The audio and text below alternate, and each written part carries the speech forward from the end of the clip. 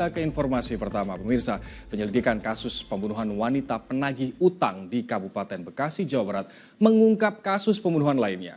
Tersangka ternyata juga membunuh istri keduanya. Ia menyembunyikan jasad korban di tangki septik sejak tahun 2022.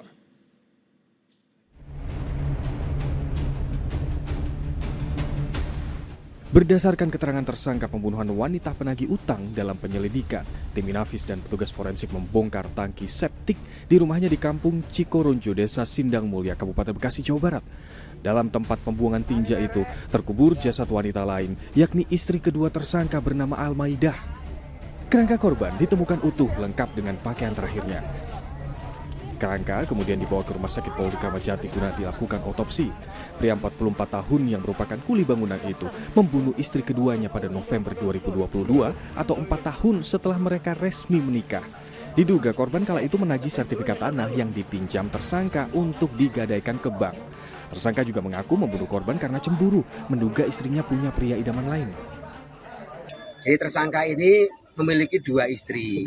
Istri yang pertama nikah siri, istri yang kedua ini malah yang nikah resmi, yang almarhum ini, si Almaidah ini nikah resmi.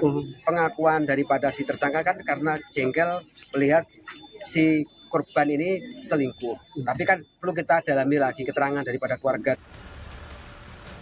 Terungkapnya kasus ini menjawab teka-teki keberadaan Almaidah selama 2 tahun terakhir. Putra korban dari suami sebelumnya menyaksikan langsung evakuasi sang ibunda.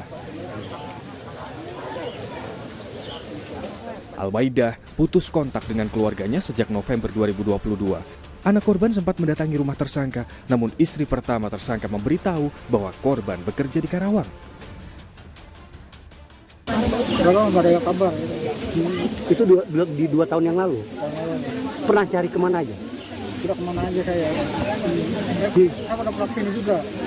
Diusir sama istri yang ini. Itu pelaku mengatakan apa waktu menanyakan Itu ibu? nanya ke istrinya, bilangnya kerja di Karawang. Sini aja dia di Karawang. Tapi saya nggak percaya, saya kan terus.